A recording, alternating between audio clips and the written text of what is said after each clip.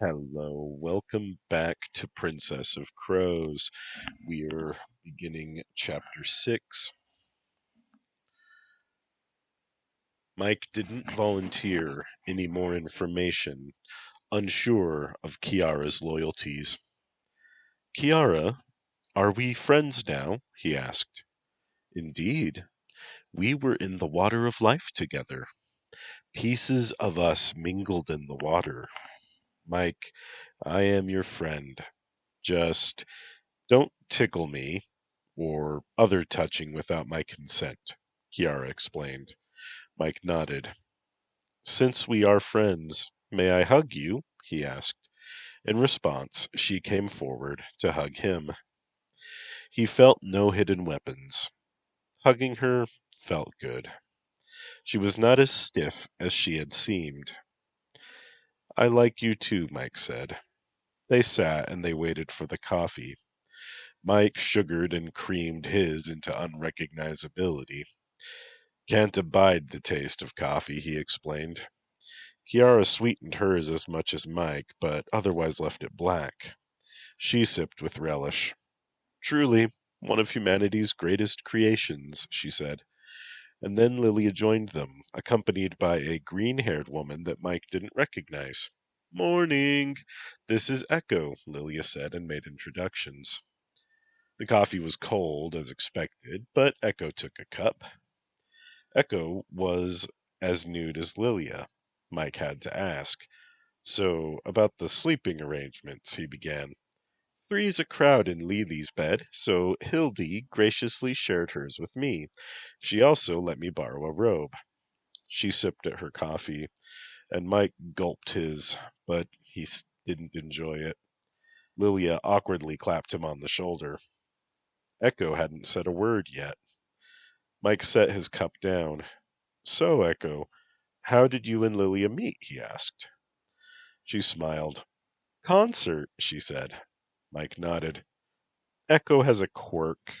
She tries to communicate with as few words as possible, Lilia explained apologetically. Local band, Echo added, and Mike nodded. Echo looked at him placidly for a while. Kiara finished her coffee and then sighed. Okay, I'm ready to be good company now, she announced. Mike fights? Echo asked. Mike shrugged. My plan is to do as little fighting as possible, but if I have to, I'm good in a scrap. Kurama and Whisper entered the living room, and they were wearing formal kimonos. Mike wondered how they walked with all those layers wrapped around their legs. He then stood. Princess, he bowed. Mike, be rude. We're at home, Whisper said with a small grin. Her hair was pinned into a tight bun. Kurama's was held away from her face using combs. She also wore a fascinator that was showing mistletoe above her right eye. She smelled of pine so strongly that Mike had to wonder if it was a sign of trouble. He associated the scent with her in a positive way under most circumstances, but maybe things with Tybalt could go pear-shaped. He looked at the weapons rack and didn't see Regicide. He ran to his bedroom. It wasn't there either. He looked at Kurama in shame, feeling that he had failed and disappointed her. She saw this on his face. Mike, could you get that thing for me in my bedroom? She asked, and then addressed the guests with a smile. Mike gathered his composure and went to her bedroom. Regicide was tucked into his sash. He could see it in the vanity mirror's reflection. How had he forgotten? Was it something to do with that poison? What was in that poison? Mike looked and picked up a coin purse, or some kind of small bag, and carried it to Kurama dutifully, hiding his relief and shame as best he could. She thanked him and tucked it into her wide obi sash. We have an appointment, dear friends. Please excuse us, Kurama said, and she began walking for the door. Mike bowed to the women and hurried to open the door for his princess. A hairy giant was locking the door on the other side of the hall. He was wearing pants with suspenders, but no shirt, and also a hat. A pork pie hat, if Mike was not mistaken. Uncle Leshy, Kurama said with a bow. Good day to you. Uncle Leshy nodded, and he said something in Russian, and then said, Good day, Crow Princess. I see that your new servant is adjusting. Give my regards to Lilia. She hasn't visited in ages. Mike was again grateful for the language charm. He bowed to Uncle Leshy. They walked to the elevator together. So, you know who I am? Leshy asked. Uncle, I am an ignorant Westerner, but I know that you are a protector of the wild places. Leshy nodded. We are all stewards of the planet, yes? Kurama agreed for them. They separated to go to their vehicles. Mike opened the door for Kurama and Whisper, and he placed Regicide in the trunk again, and took his place in the driver's seat. They drove and left the city limits. And as they drove, Mike played some more of that music he loved so much. And when they got to the suburbs, he was humming along to Scars of Love by TKA. What's Tybalt really like? He asked. Imagine a middle-aged former college athlete who never topped his college achievements and lives through his children. Then make him capable of mindless brutality. More, I mean. And claws that can scratch rock, Whisper said. Wow, Mike said. Politely decline any gifts. They are traps. Tybalt wants you in his pocket, and gifts are one way of doing that. Mike nodded. Just remember, you're not worthy of any gift from the king of cats. Right, I'm a humble mortal man, Mike agreed. Is this a yokai neighborhood or mixed? Mike asked, looking around. Mixed, Whisper confirmed, just as Mike saw a cyclopean girl playing with a ball. She waved at him. He waved back with a smile. And then they arrived at the address. So, we're taking this meeting on his turf. Yep, Whisper replied. Putting us at the disadvantage, Mike observed. Not so. Tybalt has hospitality-oriented ethos. Smile at the photo of his many children. Some of them are even his. Some are his? Mike asked after parking. Right, we didn't tell you. Did you ever see Step by Step with Patrick Duffy? No. The Brady Bunch? Sure, a little. Okay. Make the Bradys into yokai. Mrs. Tybalt is a cow. She's very sensitive about her weight, so keep your trap shut. Yes, Miss Whisper, I be shutting up, Mike said in a hillbilly voice. I knows how I don't be embarrassing all y'all all the time. He exited the car and flinched as his hands caught a soccer ball that had been speeding towards his face. My bad, mister, said a boy with striped cat ears who came running up to them. Mike held out the ball and said, Mike, I work for Princess Kurama. Can you tell your dad she's here? The boy nodded and took the ball before jogging to the backyard. Two-car garage, Mike said, and then helped the ladies out. He retrieved his weapon. A yokai king in the burbs. Imagine the block parties, he said to no one in particular, as he tucked Regicide into his sash. Mike, escort me, Kurama demanded. He stood beside her and held out his arm for her. They began walking toward the house, and one of the garage doors slid upward, exposing them to blaring heavy metal music, and the sight of an obese woman sprawled on the hood of a car wearing some kind of wrap dress. A man with striped cat ears walked out to meet them with his hand extended. Kurama, you twig bitch, how have you been? He asked. Kurama took his hand. Sylvia was just helping me recreate a memory, Tybalt explained. Do you like rat? He asked. No, but we can tell you do, Kurama replied, grimacing. Tybalt, we told you we were coming. I Don't think we're being unreasonable to expect some decorum and conscientious treatment visiting royalty. Tybalt shrugged. I'd apologize, but we both know I'd not mean it. I'm not one for formal frippery and formalities. Baby, come give Kurama's new boy a kiss and say hello, Tybalt said. Sylvia slid down from the car, and then Mike saw her horns. Cow. Got it. It wasn't an insult. Sylvia kissed each of his cheeks, French style, and said hello. Mike bowed, not knowing what else to do. Kurama was then engulfed in a hug from the cow yokai. They were ushered in through the garage to the backyard. Mike saw there was a treehouse and an above-ground pool, and a hibachi grill. I got real albacore for the occasion, Tybalt said, gesturing to the grill. It's becoming absurdly expensive, but we're real friends, so you're worth it. Mike felt as if the King of Cats spoke in one ongoing commentary. The boy with the ball was now climbing up the ladder to the pool, wearing swim shorts. Welcome to swim any time. I had the water enchanted clean. No chlorine. Tybalt hissed. Hate chlorine. Sylvia was placidly setting fish cutlets onto the grill, seeming to ignore them.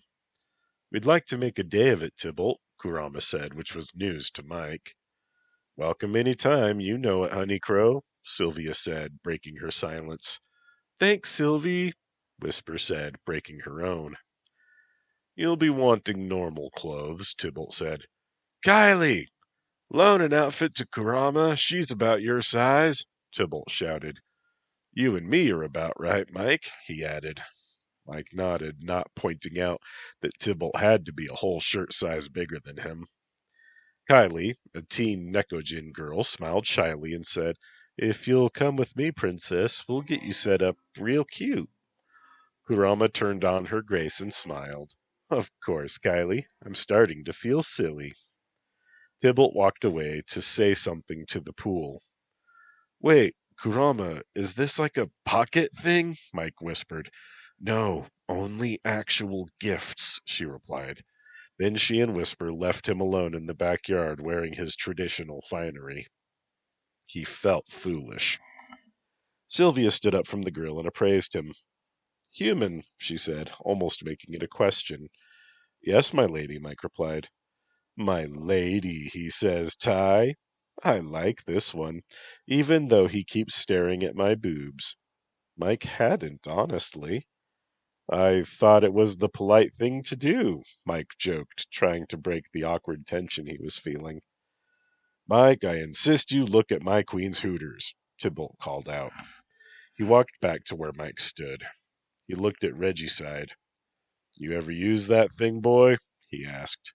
Not yet, Tybalt. Just practice. Tybalt grunted and then looked over the fish on the grill. All right, let's get you out of that ridiculous get-up, he finally said and led Mike inside. The house was decorated with a lot of participant ribbons and trophy cups, prizes for trying. Mike was torn on the topic. Rewarding effort sounded good, but when he'd gotten a participant ribbon at his Cub Scouts Pinewood Derby, he'd felt condescended to and offended. He also noticed one photo of Tybalt and a Nekojin woman with a boy and a girl, and then a photo of Tybalt and Sylvia, presumably on their wedding day. Kurama had been present. Tybalt's master bedroom was decorated with pin-up photos. Some featured Sylvia, but only some. Body talk, I hear your body talk, Tybalt sang softly. He still had Rat playing in his mind, Mike guessed.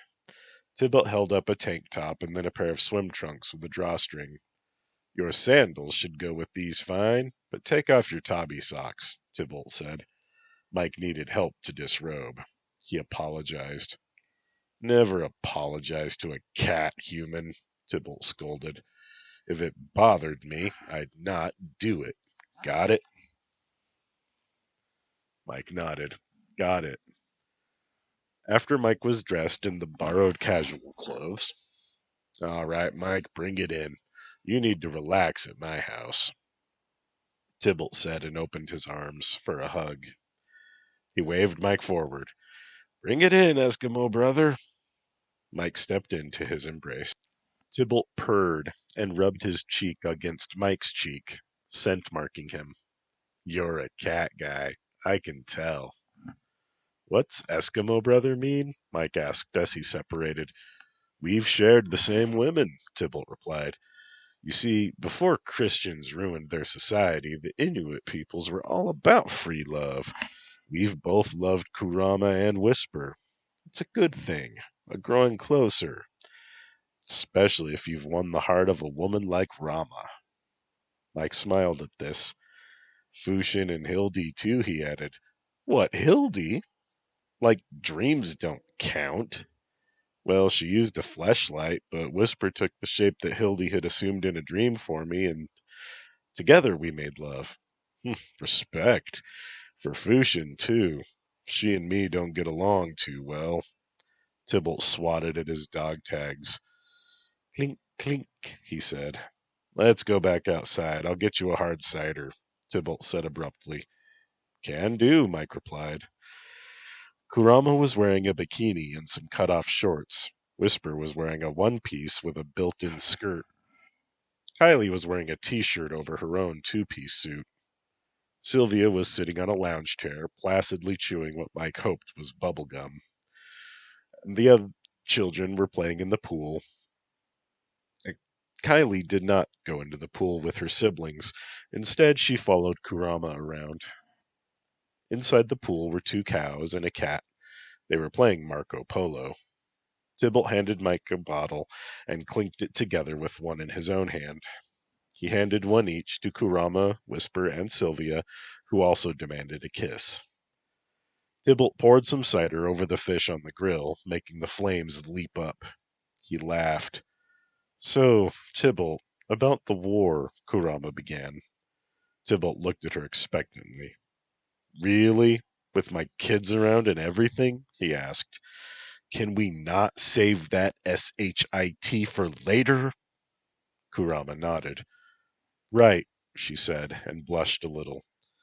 Sylvia, talk to Kurama about your makeup stuff. I bet she'd like that lipstick that goes on a different color than what it looks like, Tybalt said. Sylvia yawned. Kiss off, Ty. I don't talk business at backyard parties, Sylvia replied easily. Right, sweetheart.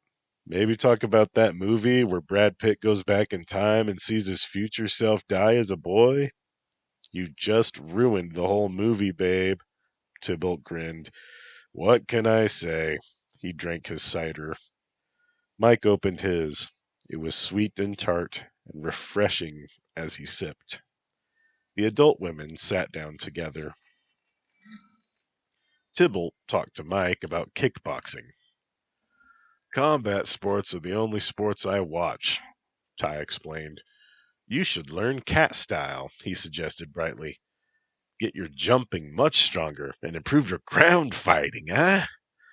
Jump attacks and ground fighting? Mike asked.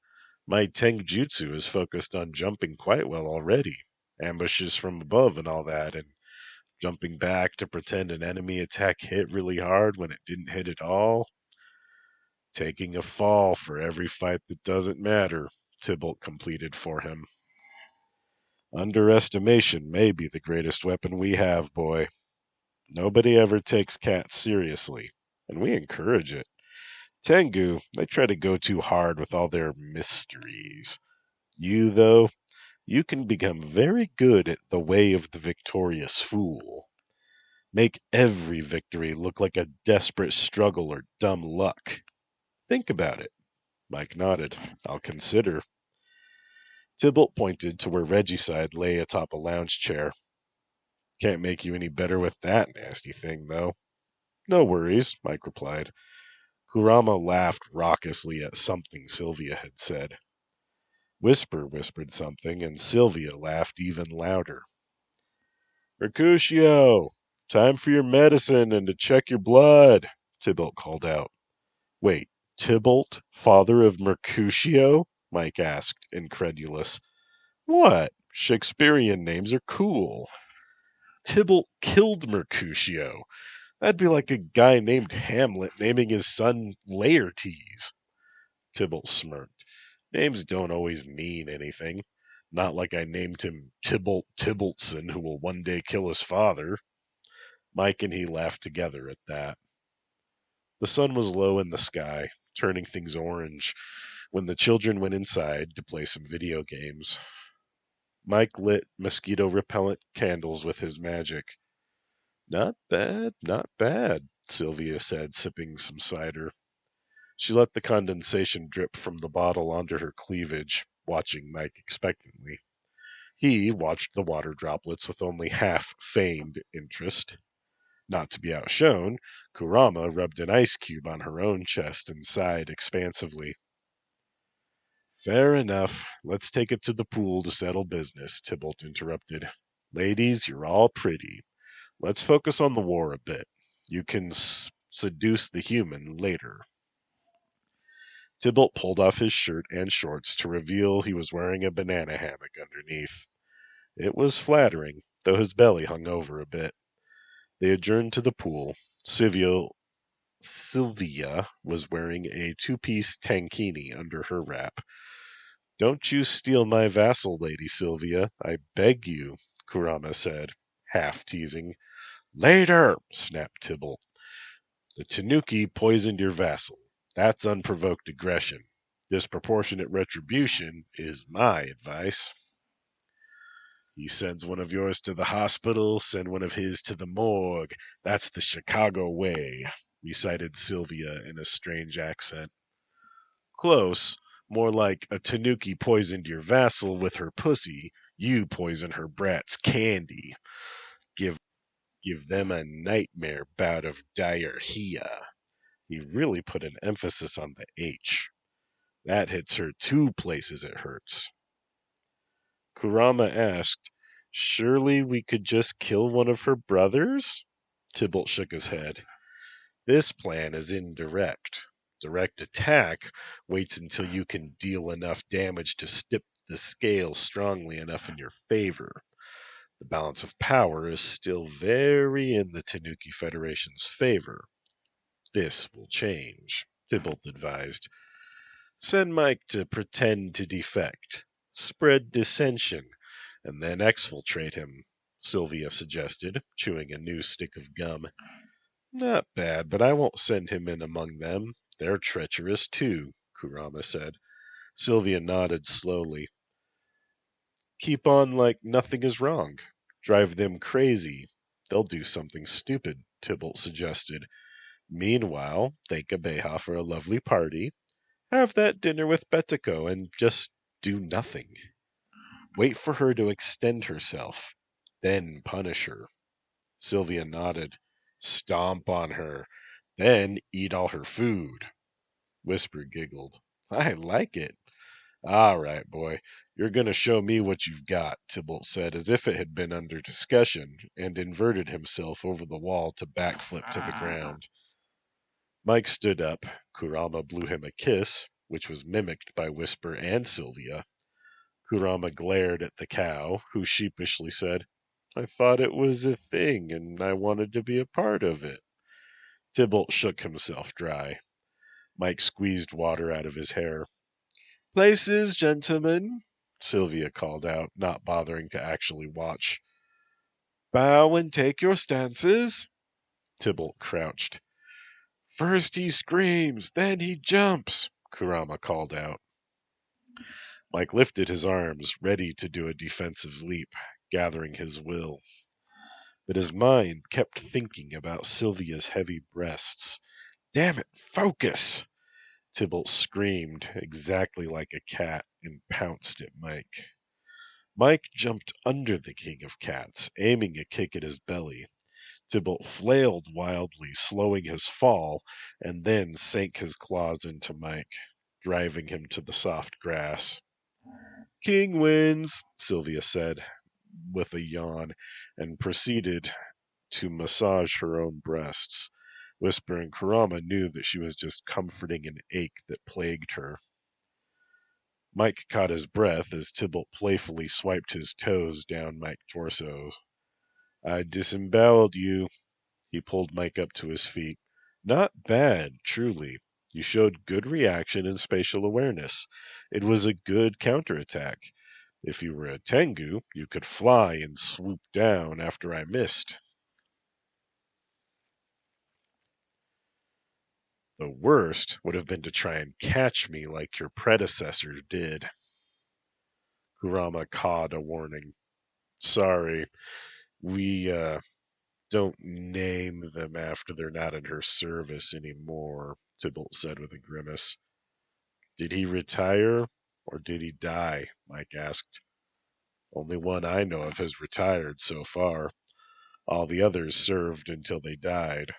Some died old. Most fell to foul play of one kind or another. Kurama cawed again and flew at Tybalt, screaming in rage. You promised! Her talons went for his nose, which had gone feline at some point.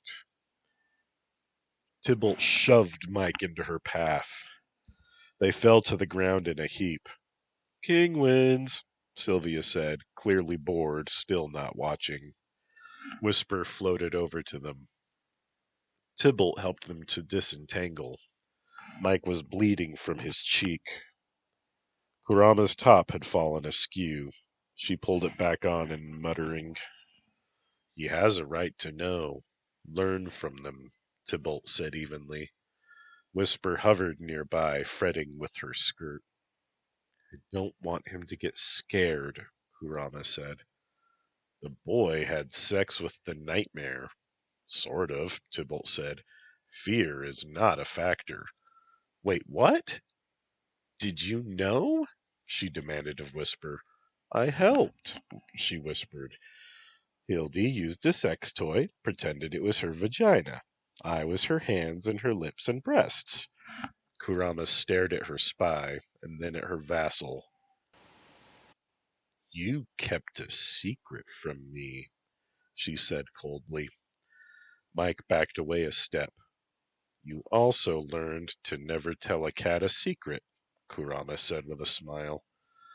That will become a sexy addition to your scars, she said, pointing at Mike's, where she had bitten him and now gouged him with a talon. Is your love strong enough? She asked. Like the rock in the sea, he replied.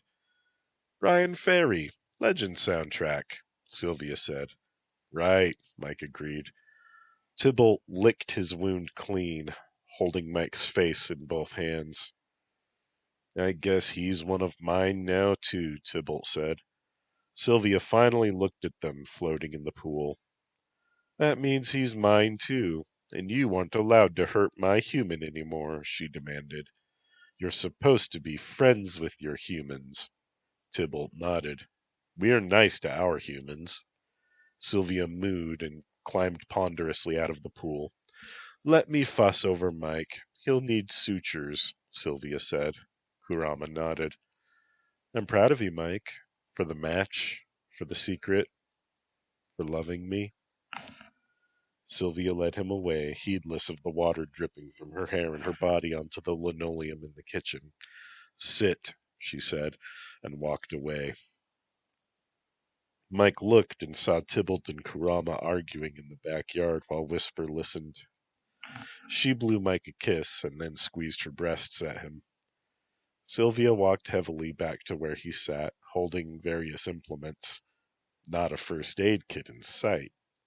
She threaded a needle with practiced ease, and then daubed ointment onto his cut with her finger. This will tingle, then numb the skin a bit, she told him. Her eyes were wide, moist, and seemingly blank. Nothing much bothers you, huh? Totally unfazed by most everything, he remarked. Zen, she said, poking at his face. Now hold still and no talking. She sewed his wound shut. You'll want to cut the thread in, I don't know, a week, and pull the threads out, Sylvia said. Now look at my boobs again. Mike did and appreciated the view. Cows would seem to be interesting for you. You like 'em big. Why Kurama? She asked.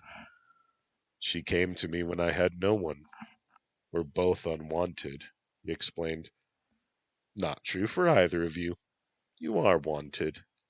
You can come to me, you know. I'll never hurt you or force you to do sex with anybody, Sylvia said. You're married, Mike replied. Sylvia shrugged. We have an open marriage. You don't think Kurama will marry you? She promised, Mike said softly, and then he was doubting his princess, even now. Well, if she promised, then you can bet she expects you to die, Sylvia said sadly. I don't want sex from you. You should know that. I just don't want you to get hurt.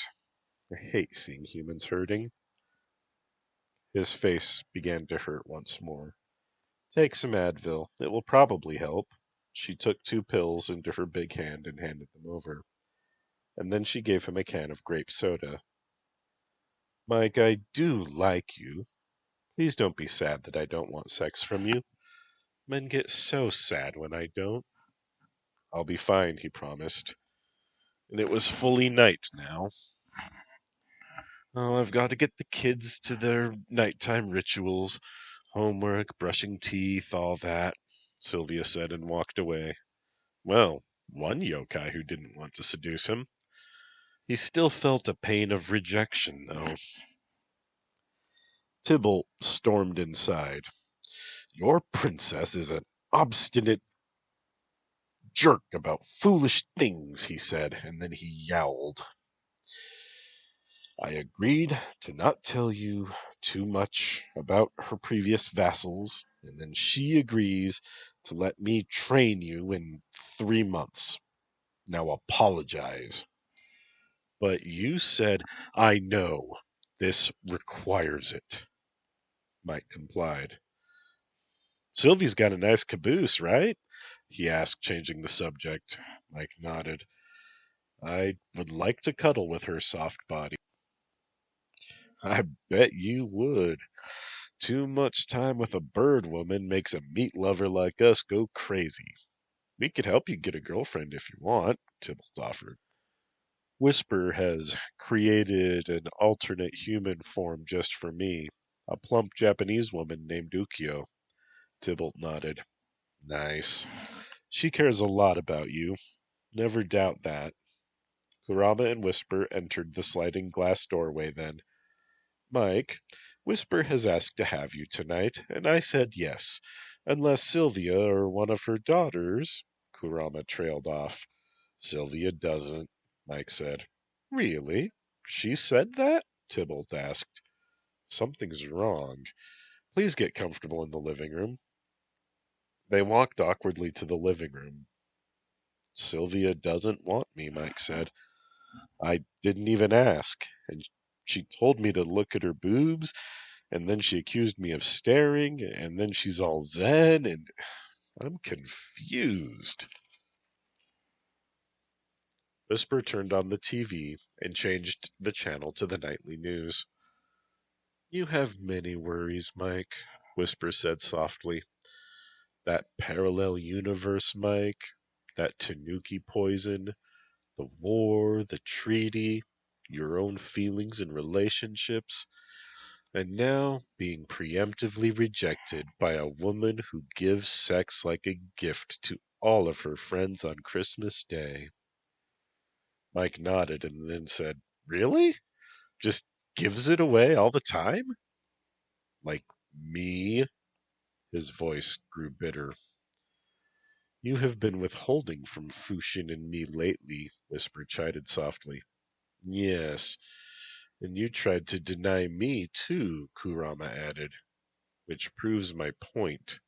You expect me to put out on command. Even strangers, Mike said, pointing at Kurama. You said you would never rape anyone, and I respected your choice. If you weren't willing, I would not give seduction orders. I'm just making use of your high sex drive. Mike realized he'd only been lashing out because he was angry at himself. I'm sorry. I'm dealing with my own crap. I was raised religious, and a high sex drive was something shameful.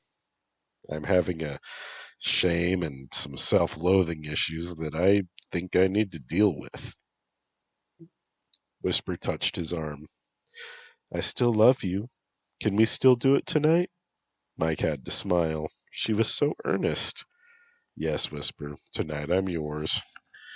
I think Sylvia's daughters are too young, he said. And Sylvia doesn't want me. He leaned back against the couch and felt very tired. That was good fish, he said, changing the subject. Thank you, Sylvia said, sitting down on a recliner. She had changed into a modest nightgown. It was one of those buttons all the way down kind, and Mike could see bare flesh between the buttons. He told himself to stop looking. Tybalt sat down on the floor beside his queen, who idly began petting his head. You have free run of the upper loft, Sylvia said as Tybalt purred. Your beds are not big enough for the three of you, say sorry, but you'll not be disturbed in the night. Kurama thanked her. Mike dragged himself upstairs to the loft, and it was pleasant for an attic that had been converted to a guest room. More cider waited in a bucket of ice near one of the beds, also some silk flowers. Whisper followed him, silent as a shadow. Do you want me or Ukyo? She whispered. Mike was very attracted to both of her primary forms. Let's call it Ukyo, he said, and then her soft body was pressing into his back. The floral perfume that she preferred filled his nostrils, and they sat on the nearest bed to begin their lovemaking. Kurama did not join them that night. Mike supposed she was helping Tybalt recreate a memory. Whisper woke him with kisses. She was in her full human aspect. He caressed her petite bosom. Whisper, he whispered as softly as he could. She whispered his name in return. It had become their game. He ran his fingers through her pink hair. Is butterfly love always short-term? He whispered. Almost always, she whispered. I don't want to hurt you, but I can't, quit you yet. I want as much Mike as I can get. I can't promise that forever love that you want, but for now, in the near future, you're the only man I want, and I want so much of your love. Thank you, he replied.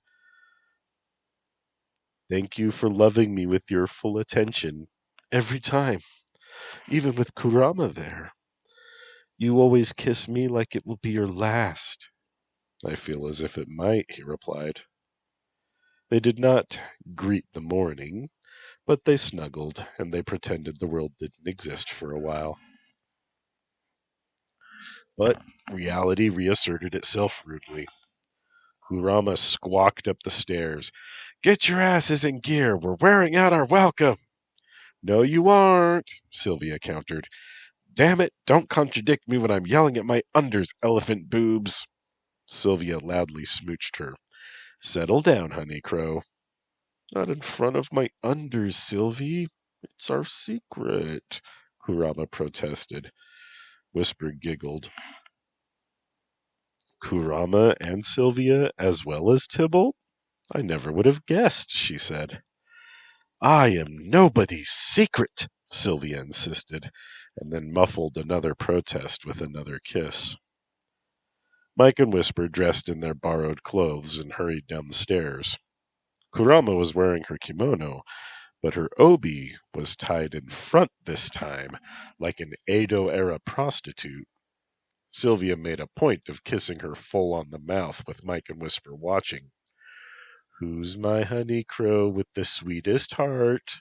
She demanded. Kurama blushed and looked down. I am. Does my honey crow love me? She demanded. Honey crow loves Sylvie, Kurama said. Good girl. Be nice to your human. No more biting, she chided.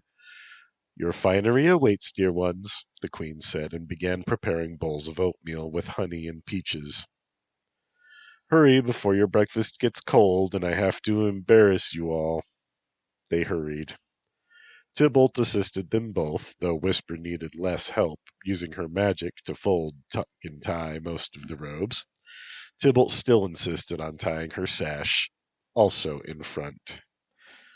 You know, Whisper, no one will know, except the people who matter, and they already know what you are, so don't feel any shame. You're the sexiest butterfly in the world, he said, and gave her an affectionate smooch. Mike smiled at the flush that crept up her pale neck. They went back downstairs, and Kurama tried to hustle them out the door, but Sylvia insisted they eat the breakfast that she had made. His oatmeal was thick, just how he preferred it to be. Whisper's was thin, and Kurama's was somewhere in between. Sylvia added mugs of milk from a clay pitcher. It's my own, so don't offend me by not drinking, she added. Your own? Mike asked. She smiled. Yes, Honey Crow's boy. My own milk. Full of love and healthsome goodness. It's not very zen to desire that I drink your milk, Mike teased. No one's perfect. Even the Buddha had doubts and flaws. But, as Buddhas to be, we are in good company, Sylvia countered calmly. Drink, it's good. He did, and it was. Cows. Sylvia kissed them each goodbye. I might want you next time you visit. Don't be a stranger, she whispered into his ear, but her eyes were lingering on Kurama. Don't forget who you truly are, Princess Kurama. You are not evil. You are not broken. You are whole and a child of the light. Amaterasu loves the crows. Kurama nodded. There is a right way to fight a war, Sylvia added. Kurama hugged her then, tears dripping. I you so much, she said. I know, dear. And I you, but your people need you. Right. They need those lands, Kurama agreed. Ty loves you, but he hates goodbyes, Sylvia said, and then offered an odd weapon to Mike. We call it tiger claws. Hold it in your hand, so that it is if the claws are part of your fingers, Sylvia said. I can't accept so fine a gift, Mike said. Sylvia stared hard at Kurama, and then her gaze softened when she looked again at Mike. Then they will wait for you, for when you return, for Ty to train you in their use, Mike, Sylvia said. Don't die, she added, and gently pushed them out the front door, hiding her own tears behind her arm. Cows. Kurama held herself stiffly, and did not wait for Mike to open her door. She hurried inside and closed the door with a slam. Mike felt, rather than heard, her sobs. Why is this pain a private one? He asked Whisper. Sylvia is the only woman Kurama loves. Others are only for play. Even me. Whisper's voice expressed heartache. I don't understand still. Whisper sighed as she walked to her door. The love which dare not speak its name, Mike. Kurama is from the old school. She doesn't like admitting Sylvia has influence over her, or that she loves her at all. Mike helped her in, and was thoughtful. Does she actually love men? He asked. You mean, does she actually love you? Whisper stated. Yes, she loves you. But Sylvia is special. You understand that much, right? Mike acknowledged that he did. I wish she could bring herself to share this pain with me, too, if I mean so much to her. Then tell her. Be her king, Mike, Whisper urged, and her faceted eyes gleamed in the sunlight. Her king. Mike tried to drive, but the car put itself into automatic to prevent an accident and ignored Mike's inputs. Sylvia didn't want me because she wanted Kurama, Mike stated. And he was hurting to the point of numbness. Kurama adores Sylvia and takes orders from her. I will always be beneath her. Beneath Sylvia? Whisper asked. Both of them, Mike said, unless you refuse to be beneath her. I'm bound to her.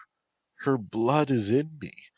If I refuse, she'll punish me or send me back to my old life where no one even noticed me and I was all alone. I can't go back to that. I'd kill myself. He wiped the tears from his eyes. Mike, never say the S word. Never even think it.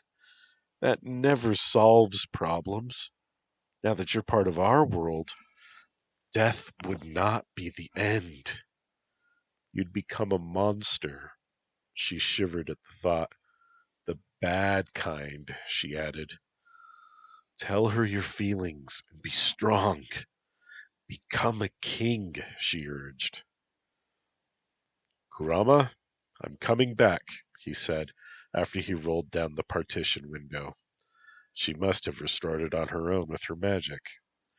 She was composed when he settled across from her. Kurama, he said, are you going to make fun of me for loving a fat cow? She asked. That would be a no. I'm hurt that you didn't tell me you were in love with another woman. Puts our relationship in an awkward place where I'm already insecure, Mike said. I'm not supposed to love her, Kurama said, looking down. Do you really love me? In all honesty? He asked. She shook with the feeling. More than any man alive or dead, I swear it by my blood inside your heart. Mike and Kurama both broke, reaching for each other and crying. Why isn't life ever simple? I fall in love with the fairy princess who loves me and whisks me away to a world of magic and beauty, and I'm happy forever. That's how it was supposed to go. Mike, the yokai princess does you, and you are in a world of magic and beauty, and, well, happiness is a nuanced thing. Weren't you happy with Ukyo last night? She replied, swallowing her own sobs. Yes, but I missed you, and you were completely different around Sylvia this morning. I've never seen you like that. Submissive, blushing, happy to be controlled. Kurama kissed his tear-streaked cheek. I'm very sorry that I've hurt you, she said. All the times you hurt me? He asked. She nodded, looking down.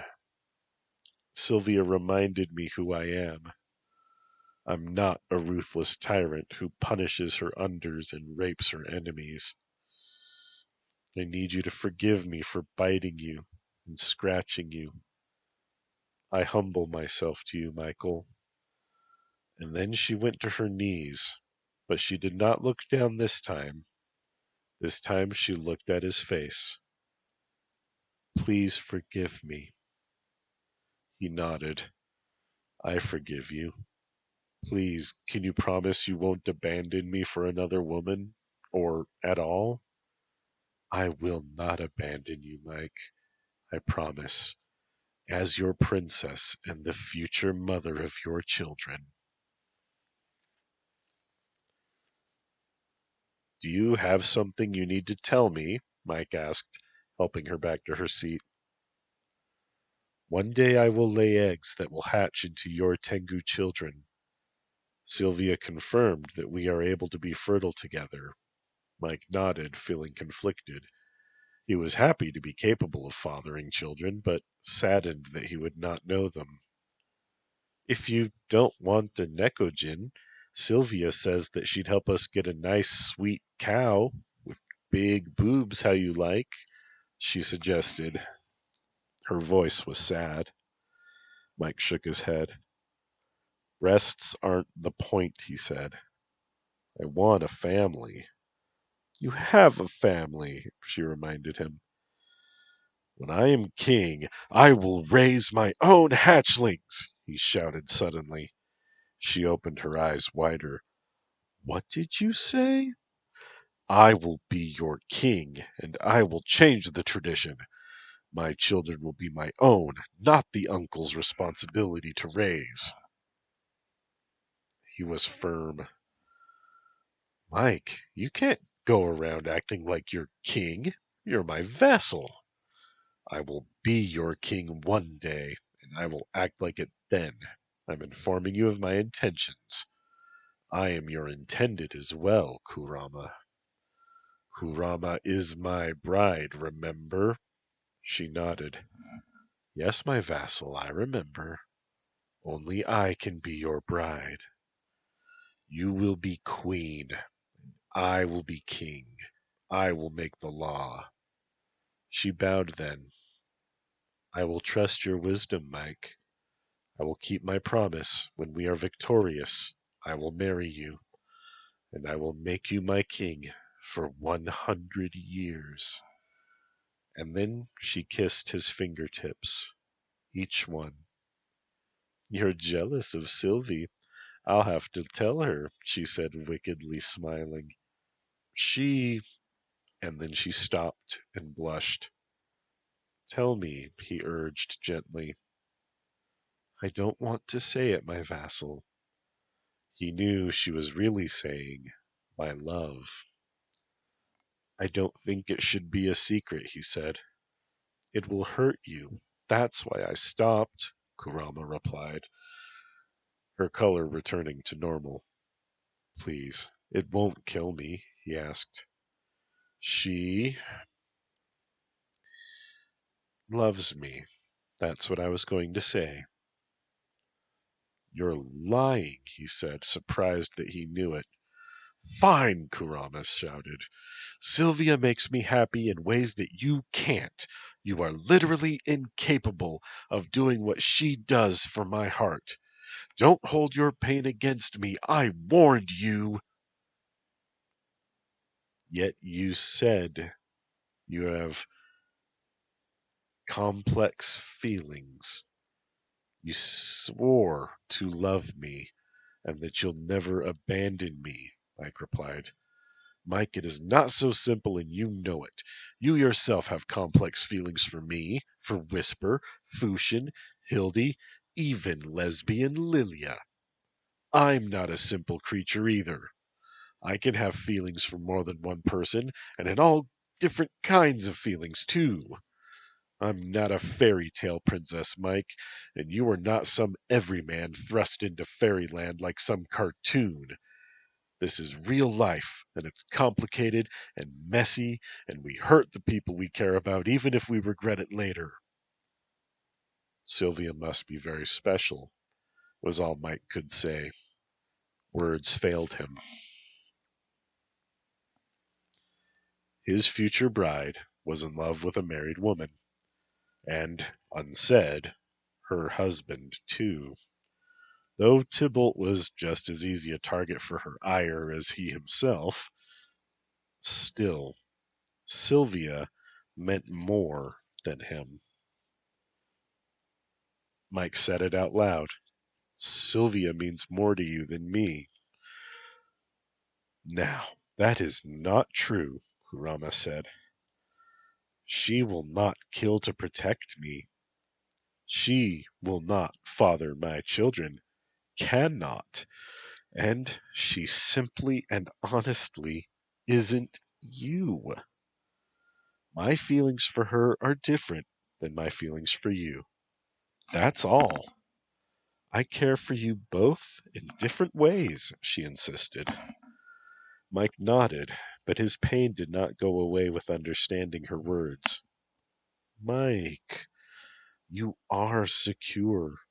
You are precious to me. He nodded again. I'm your secret weapon, he said. And more, she added.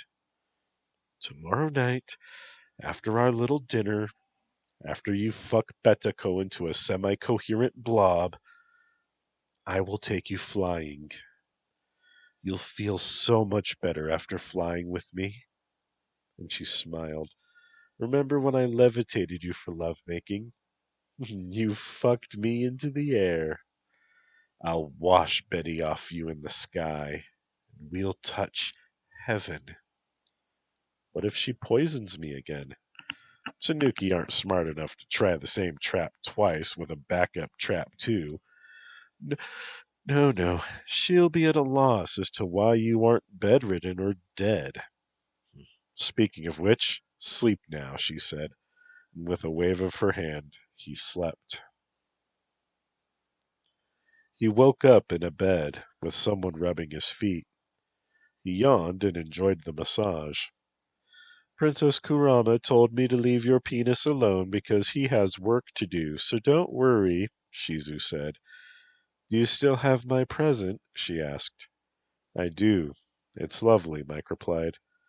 When you're the Crow King, can I be your concubine? I'll be good to you, I promise. I can't make such promises, but you'll be on my list. Good enough for now. We're done here. Can I have a kiss before I go? He saw no harm in it, but he stopped. Shizu, tell me the truth. Do you work for Betiko? She shook her head. Never! I won't sell out my own people for any price. Or you, my lord, Shizu added. Thank you for your loyalty. I value loyalty very highly, he said, and gave her feathered cheek a kiss. See how much you love her highness in her true form. Oh, I believe your love runs deep, Shizu said, and then she giggled. She took human form briefly to kiss him goodbye. You're special one, Mike, she said, and poofed away. Mike performed his services that morning by cleaning and shining everyone's shoes. Hildy had more shoes than he thought possible in the space she had available. It became quite tiring work, but it was good. It was low impact, and it would help him to get strong. He was certain of it. Plus, it was meditative. And he was emotionally centered again long before he was finished. He decided that he was okay with Kurama's relationship with Tybalt and Sylvia. After all, she still loved him. This plural love thing was new territory for him, but he'd fallen right into it. All of them loved him, and he them. And it was exciting, he had to admit to himself. And he found himself satiated. He found himself looking at other women less and less, he told himself. He had better at home. By the end, he was sweating and sprawled on Hildy's floor, breathing and enjoying his muscles' aching complaints. He felt so alive. Hildy carried in a small altar of some kind that she hurried to hide in her closet cupboard. Mike, I wonder why you're laying down in my room with all your clothes on, she said lasciviously, and taking a seductive pose. Service, he panted. I cleaned and shined everybody's shoes. Do you never get rid of any of your clothes? Why, no. Things come back into fashion, or they work for costume parties. What was that? An altar? He asked. It's rude to talk religion or politics, she said coldly. Sorry. I thought that because we live with a goddess, it was different, he said. Fushin is a kami. She's more like a high-ranking angel than a real god. Jehovah, Baal-zebub, Amaterasu, Zeus. Those are real gods. Get it? She said sharply. Hildy, you were created by a god. You're like an angel too, he said, pulling himself up. An angel of dreams, he added with a smile. And for a brief moment he saw her in his mind's eye, painted as if by Raphael, wearing a flowing robe with skeletal wings, in flight, carrying a scroll. He blinked, and she was once again clothed in a bathrobe, no wings to be seen. I'm no angel, Mike. She turned away. May I ask a question? He requested. I won't deny you very many things, my love, she replied with resignation. Were you really the Astarte from the Bible? Did people worship you? Yes. People gave me tribute and asked for me to give them inspiration and prophecy. The Jews slaughtered my people for not worshipping their God. The God who made you, was it Baal? Yes. Was that a shrine to Baal? Yes. Why do you pray to the dead God? Because he was my father. I will always love him. I won't ask any more. I think I know enough now, he said. Hildy thanked him for not pressing the issue further. We all have secrets and regrets, she said. He stood up with difficulty and held her. Her bones were hard against his body, but he held her close like a lover, which she was. I have an idea, she said, and she motioned for him to sit on her bed. He did, and she went into her walk-in closet. A minute later, she carried out a laurel of what looked like bay leaves cast in bronze. She held it reverently.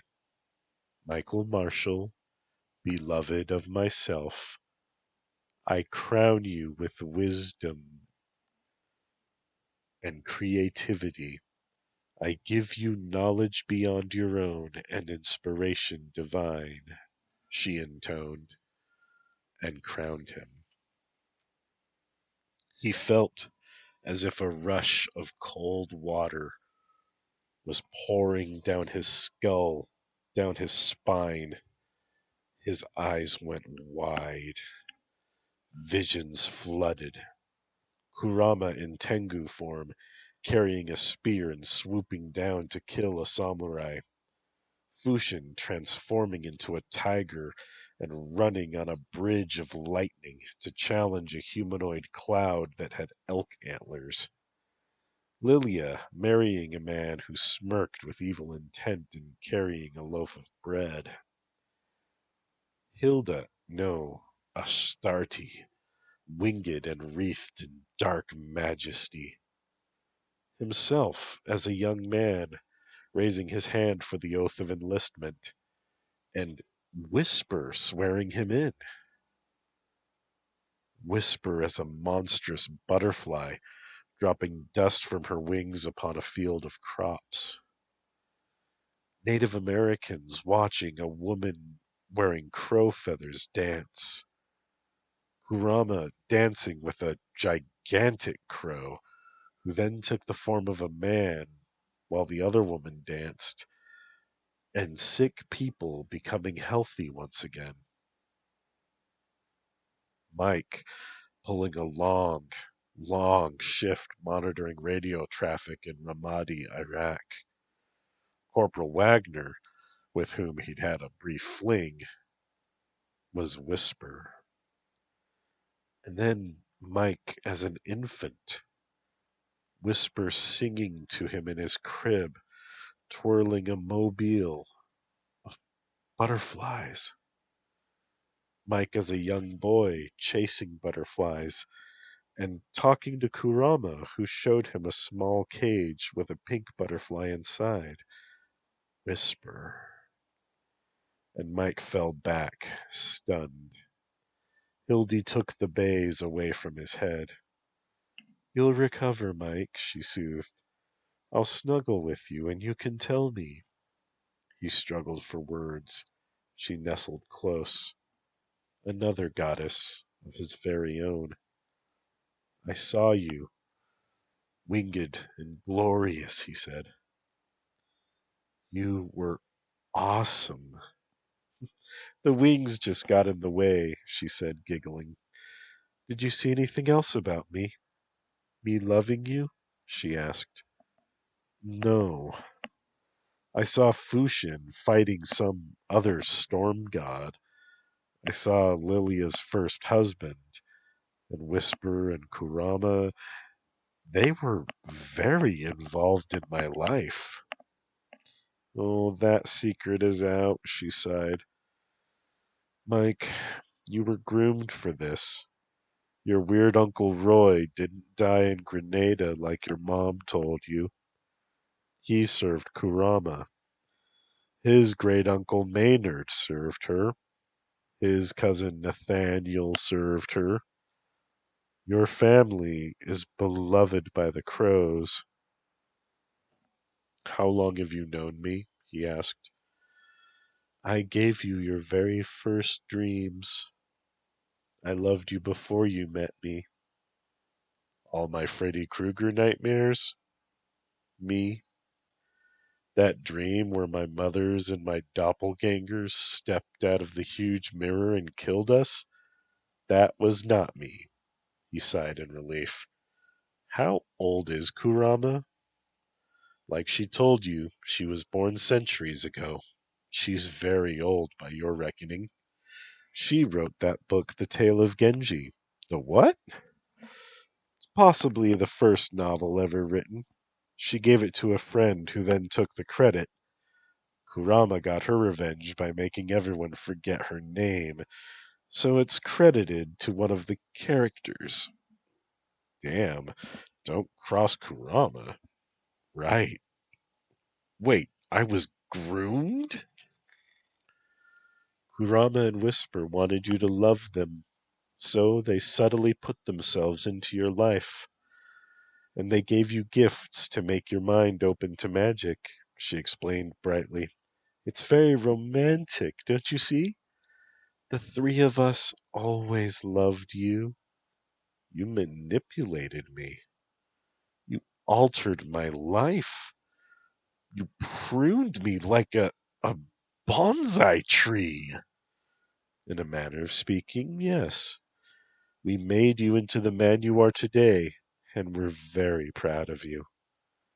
He ran away, leaving the apartment door open, and didn't bother putting on shoes. He didn't hear Hildy beg him to come back. It was one thing to rescue him from misery, but another entirely to orchestrate that misery. He had to walk before he got far. His feet hurt and he was tired. Got him, said a voice. Come here with me, pretty man. We'll treat you all nice and respectable like. Hands pulled him into an alley. He struggled but was too feeble to do much.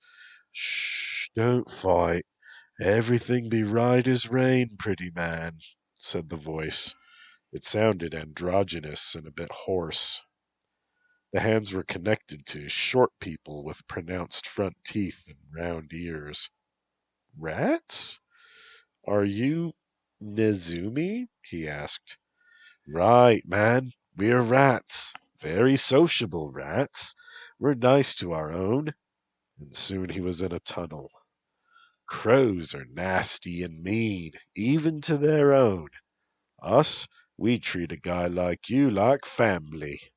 You're a guest, and you consider yourself at home in our tunnels, added a female voice. Why are you taking me? He asked. I have a family already. Then why was you running away with nothing, not even shoes on? Asked the voice that had called him pretty man.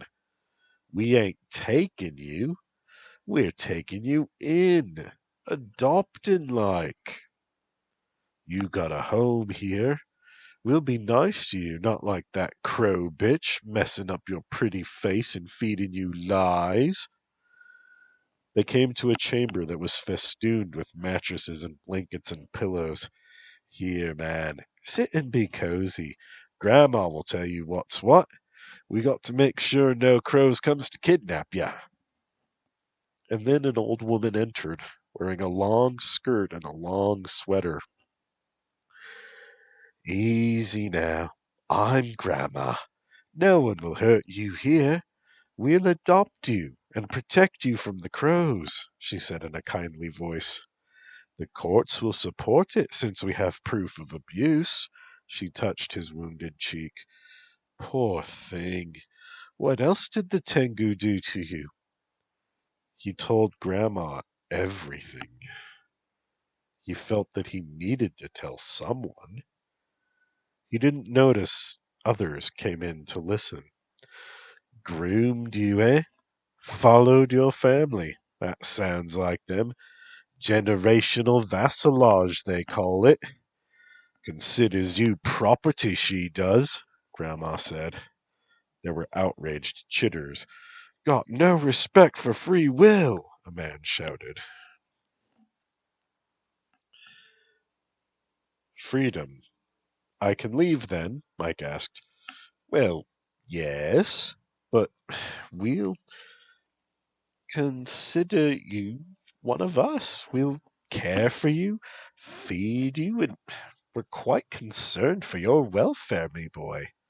We're afraid that you've been Stockholmed. Happens all the time, especially with yokai royals. Gave you lots of sex and good food and plenty work so you never noticed you weren't allowed to leave, right? So apologetic every time she hurt you? Grandma asked. Yes, that's exactly how it was, Mike said. We'll keep you safe then. If you don't want to stay, you'll be free to go wherever you want. But you're rats. Why do you care? Man, rats got a bad rap. We knows it. Helps our kin if folks fear 'em. Listen, though. We ain't so much as said a mean word to you. Promise we takes care of our own, we do. We're social, not unlike bees. But, unlike bees, we respect choice. No hive tyranny here. You got free will from the gods, and that's sacred. We don't mess with free will.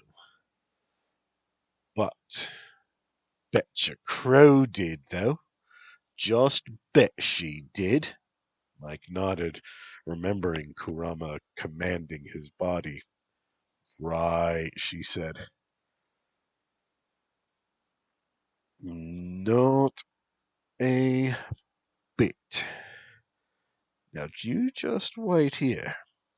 They probably figure that he'll just have a walkabout and come crawling back contrite like.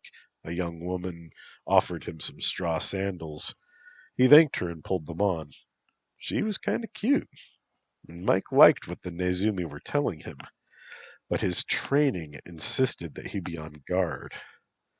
Every yokai people had earned their reputations so far. So what's your angle? What do you get out of it? Why adopt me? Well, we ain't got the birth rate issues of the yokai god, as you can see, Grandma said and let out a wheezing chuckle. What we lacks is political power. So we makes alliances, does favors, yeah? Mike nodded. Thank you very much, but it's time for me to go, he said, rising. Please escort me to the exit. Right this way, Mr. Marshall.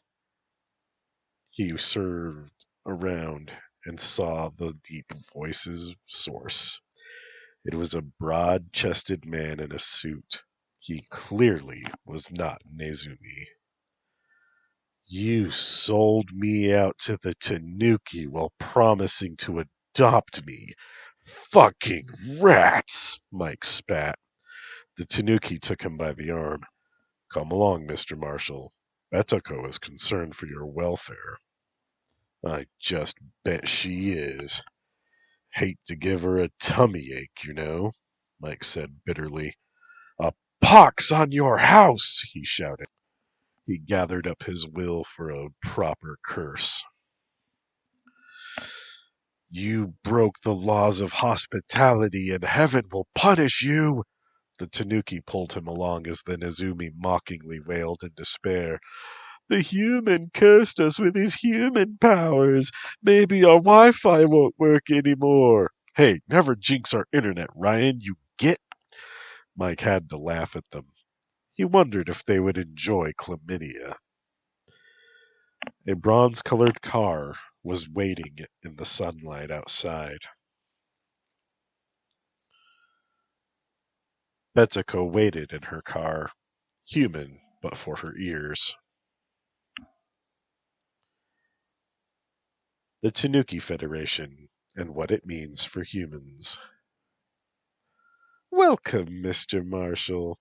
I trust Billy wasn't rough with you? No, he was a gentleman, ma'am, Mike replied. Oh, Mike, we're past that, aren't we? You're the one mistering me. Point Mike, she agreed. So I'm your captive now? Mike asked. She shrugged. The only word that matters to me is your. You are mine now. Call yourself whatever you like, as long as you remember you belong to Betiko. I see. Nice and cuddly went out the window, eh? How did you survive the poison? She asked. My cock is invincible. In time, you will be my slave, hungry for it and unsatisfied by any other man. Ask yourself, what happened to Coldfish Abeja? What happened to you? To Fushin the Insatiable? I'm enchanted, he lied. Betiko laughed. I'll prove you a liar. Drop your pants, human. Go fuck yourself, Mike replied. You only get it when you ask sweetly and call me King Michael. Billy laughed now. Oh, that's rich. Get a load of the scrot on this guy. Betiko smiled. Carry the charade until it bores you, then. You're mine, Mike. You'll be passed around like a playing card, and you'll love it, she assured him. Now, I said drop your pants. No. Billy prodded his wounded cheek hard. Mike screamed. Use force, then, you raccoon whore! I will never make love to you again. You'll have to rape me every time. A man can't be raped. He can only demur until the animal within demands to get what every man wants. Every day, Betsuko corrected him. Asking for it, right? Spoken like a rapist, Mike spat. Betsuko slapped him. I am not, she screamed. If the rapist panties don't fit, don't wear them.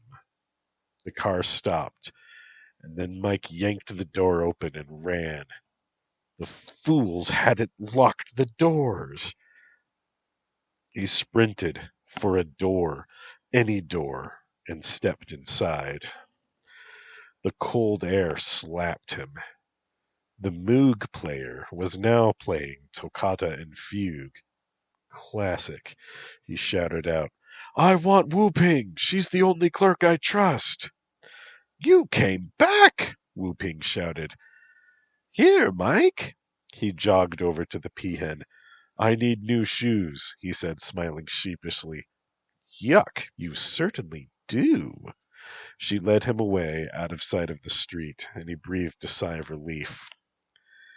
Safe in what he hoped was neutral territory. But then, would the birds protect him from the Tanuki? Well, at least he could hide for now. I'll need running shoes today, Wu-Ping, he said. Sure, she agreed. Looks like you've been through a lot today already, if you don't mind me saying so. Mike covered his ears and smiled. He signed a receipt to be billed to Kurama. Let her know he'd bought running shoes. Drive the point home. He was as good as gone. She had groomed him like a predator.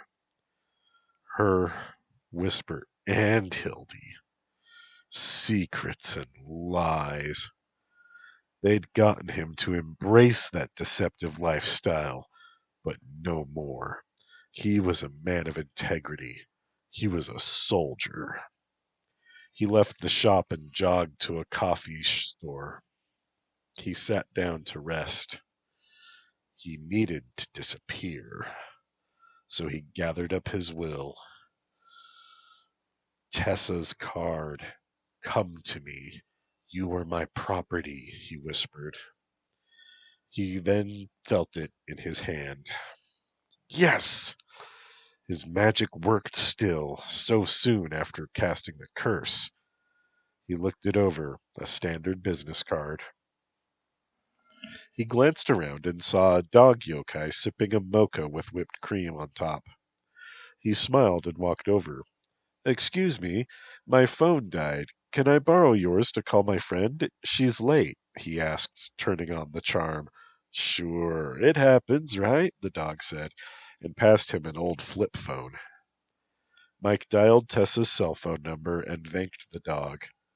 Tessa, this is Mike Marshall, remember? We have a date at the Grindmaster on 5th and Elm. You're late, sweetheart. Oh, Mike, I forgot. I'll be there in 4 minutes. Let me just get my bra on. Unless you don't want me to. I'll put it on, sweetie. We aren't there yet, he interrupted. Okay, I'll be right there. It's not far. Mike hung up and passed the phone back. Thanks a million. You really did me a solid, and I owe you one, Mike said. The dog shook his hand. I'm Bernie. Mike introduced himself.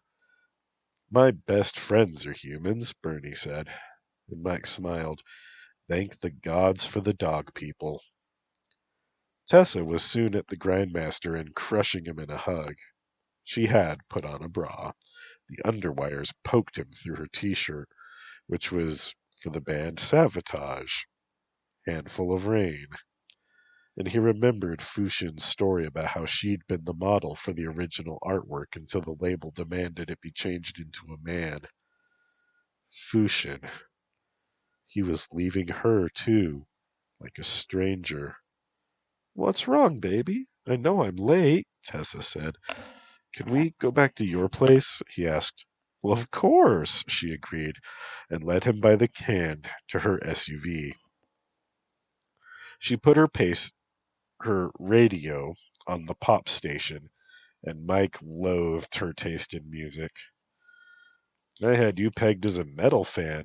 Oh, I am, but I thought you'd prefer easier tunes, Tessa replied with an apologetic smile, and then she started to play a CD of a band that he didn't recognize. So, baby, I'm sorry I spaced our date. Please don't be sad, she said. I hate it when you're sad. Wait a minute. Was she that spacey? Or did they actually have a relationship that he'd forgotten? Was there magic afoot? She was holding his hand again when she led him to her apartment. It was a 2-bedroom on the second floor of her building. After locking the door, she lifted him up for a wet kiss. Her fur tickled, but her kiss was not unpleasant. Oh, I missed you. Why did you pretend that we already had a date, though? It's our first date right now. Oh, thank the gods. He kissed her hand. Let's sit down. I have a story to tell, Mike said.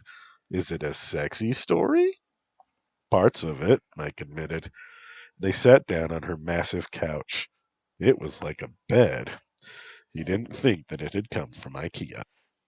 He told her about what had happened that day and the things he'd learned. They loved you your whole life. It's beautiful. I wish I had known you as a boy so we could be friends. Your whole life. She kissed him again. We'll make up for it, though. I'll be your friend for the rest of your life, Tessa promised.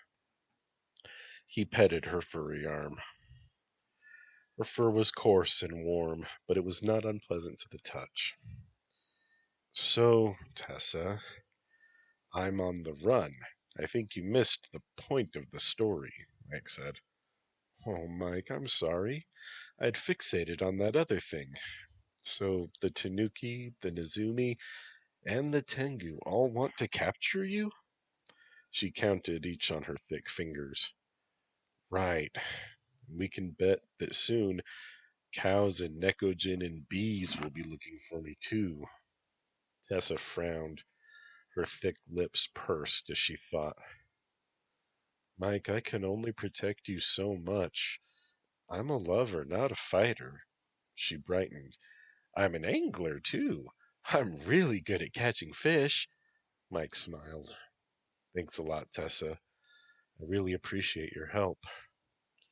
I'll go in a few hours so they can't track me to you. She shook her head.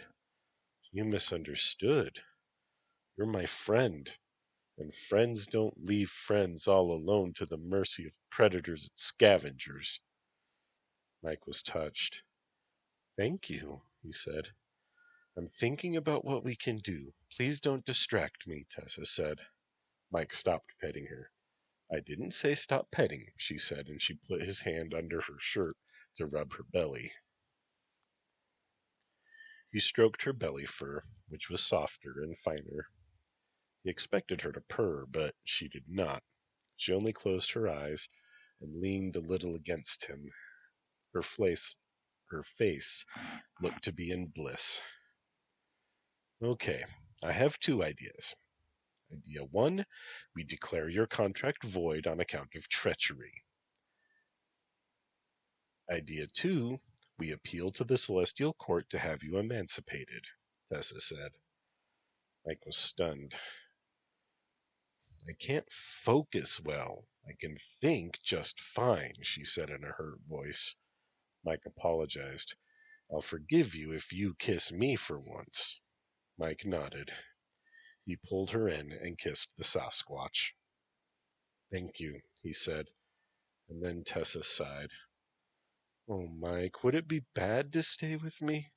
I know I'm big and furry and I can't concentrate so good, but I'm lonely and you are too, and I'll try to be the ideal girlfriend, she said. Tessa, you're sweet, but he didn't get to finish his thought because Tessa engulfed him in a hug, weeping.